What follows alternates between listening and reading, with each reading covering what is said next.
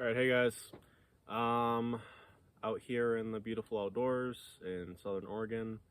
Um, Summer's kind of drawing to a close. Um, anyway, today I wanted to talk about shamanism and social work. So, if you don't know, I'm currently a social work student right now. I'm getting my master's, and it's for a clinical program, which means that I'll probably be going into mental health. Um, so yeah, I made a series on the a series called Alternatives to the Medical Model of Mental Health. And basically, that series is a few videos on this presentation that I gave in one of my other classes for social policy, but it's specifically about this medicalized model of mental health. And, there's a few different things that we talk about in that video, but I wanted to kind of follow up on some of the alternatives that I gave. I gave a few different problems with the medical model, and I also wanted to give some alternatives to that. And I had cited a few different models that various people had come up with, and they're interesting models. I think one is called the Spiel model. The other one's one that I kind of came up with, and it's for clinical assessment. So basically, intakes, how people are assessed for mental health, and stuff like that. But I wanted to come up with another alternative, and I've been reading about shamanism recently. I think it's Dubois. I forget his first name, but his last name is Dubois, and I think it's just literally called Introduction to Shamanism, and he goes over throughout the book various shamanic traditions and practices and stories, but all kind of in service of creating this coherent picture of shamanism. And there are many different shamanisms, right? There's not just one single, this is shamanism, this is what we all agree on, and he explores that in much greater depth in the book. But I'm right now reading this chapter called Shamanism and Healing, or Healing and Shamanism, something like that.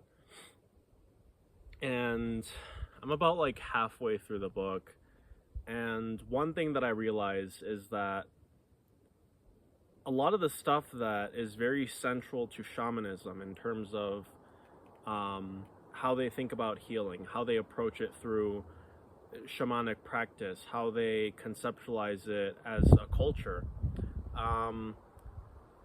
all of those different facets of this system of healing,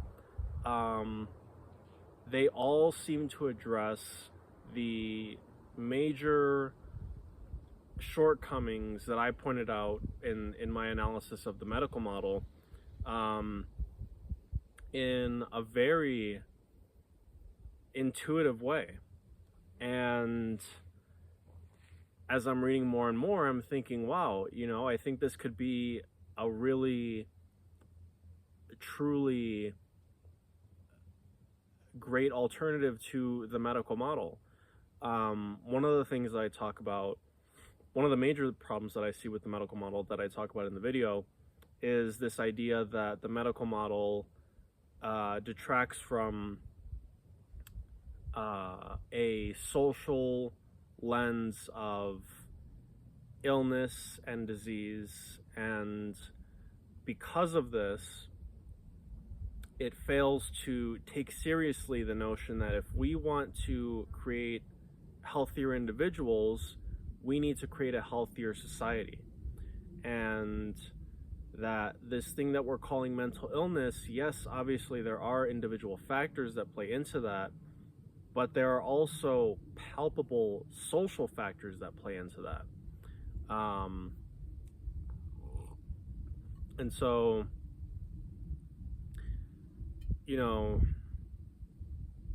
so that's one example. Another one is kind of this conception of mental illness as not being necessarily just an issue with the mind or mental state, but with your body, with your connection to your community, to your family history. There's a really interesting section that the author goes into where he basically points out that, to speak a little anachronistically, there is this conception within many shamanic cultures that family histories, basically generational trauma across family lineages and histories, can have a huge impact on people's well-being in general. And I mean, that's obviously true.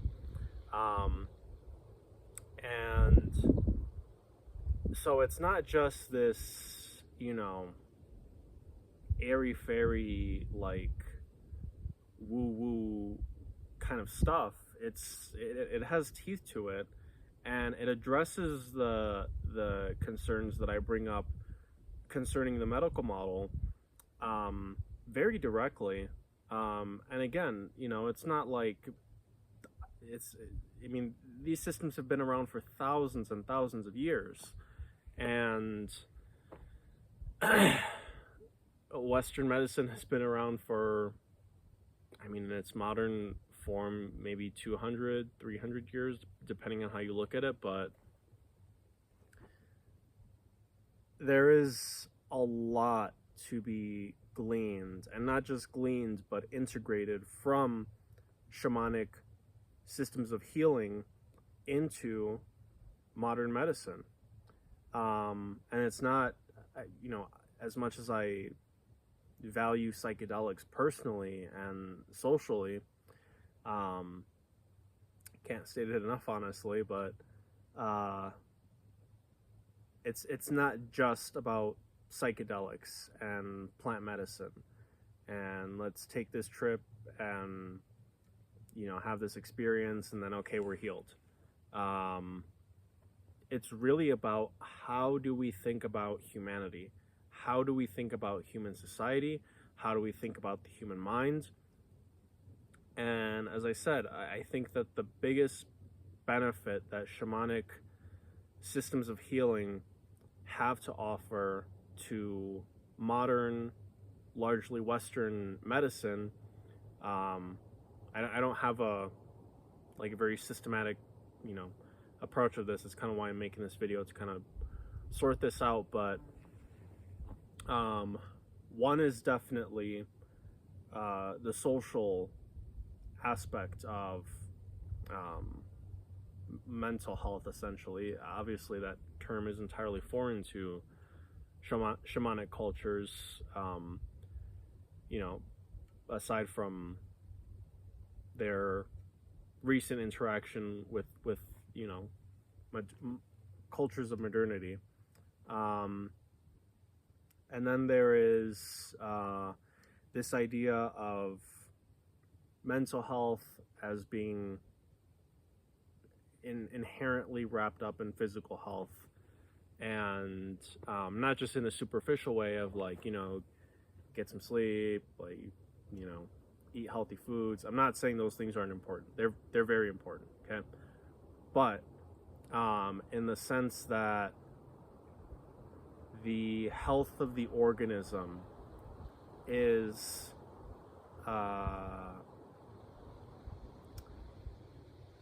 the health of the organism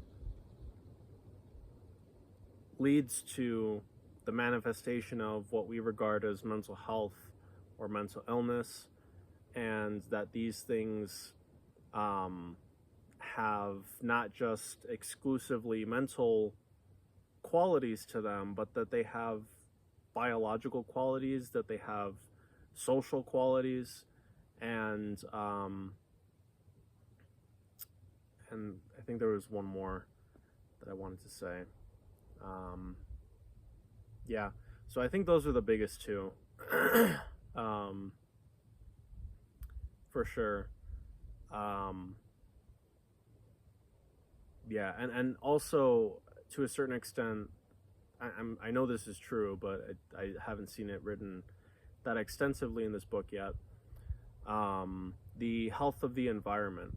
I mean, you know, and it's interesting because, you know, when you think about these things, they're just so common sense. Like, you know, with the environment, it's like if your environment is constantly polluted and full of toxic chemicals, and the air is polluted and the water's like, you're gonna develop like you're gonna develop physical problems with your health, you know, first and foremost, but that's gonna affect your mental state inevitably because your body's health is just so crap. And um